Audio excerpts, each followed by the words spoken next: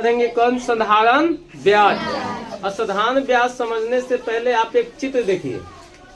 मान लीजिए कि यहाँ पर एक व्यक्ति है जो गांव के बड़े सेठ साहूकार है, जिनके पास बहुत सारा पैसा है और वह पैसा किसी को कर्ज देते हैं।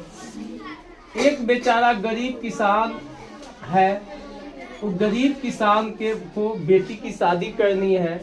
यह बेचारा गरीब किसान सेठ जी के पास गया। किसके पास गया? सेठ जी के पास। और सेठ जी से कहा कि सर, हमारी बेटी की शादी करनी, आप हमको कुछ पैसे कर्ज दीजिए, यानी ऋण दीजिए। कर्ज और ऋण पर्यायवाची शब्द है। तो यह जो है सेठ जी से कहा कि हमको 50,000 रुपया चाहिए। क्या चीज? कर्ज। किसके लिए? बेटी की शादी के लिए। तो सेठ जी कहे ठीक है, हम आपको 50,000 रुपया देंगे। और इन्होंने दिया या लिया।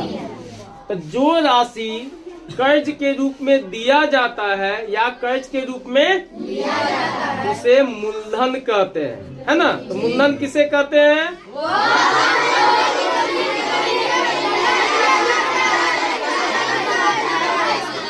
तो 50,000 रुपया क्या हुआ? अब इस सेठ जी तो भाई ब्याज खाते हैं।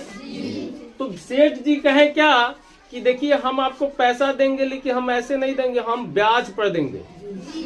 तो कहा कि सर, हम गरीब आदमी हैं, कम से कम हमसे ब्याज लीजिएगा। तो कहा कि ठीक है, तुम गरीब हो तो हम तुमसे 3 रुपये प्रति सैकड़ लेंगे।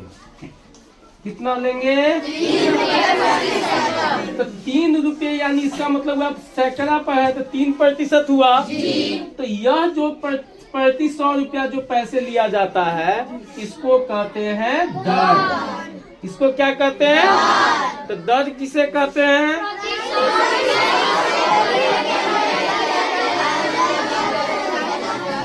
तो दर समझ गए। उसके बाद कुछ दिनों के बाद शादी विवाह मैंने किसान कर लिया। तो मान लेते हैं 6 महीना 7 महीना साल भर बीत गया। अब साल भर मान लो कि 1 बरस के बाद वो पैसा गया हिसाब करने। कहा कि सेठ जी, आप हमारा हिसाब कर दीजिए। तो सेठ जी हिसाब जोड़े। तो अब बताइए कि गांव देहात में तो महीना में जोड़ाता है।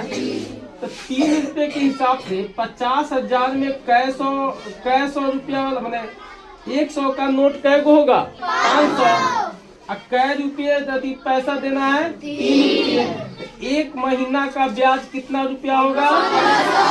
और कितना महीना के बाद गया सधाने? 12 महीना। 1 साल। 1 साल में कितना महीना?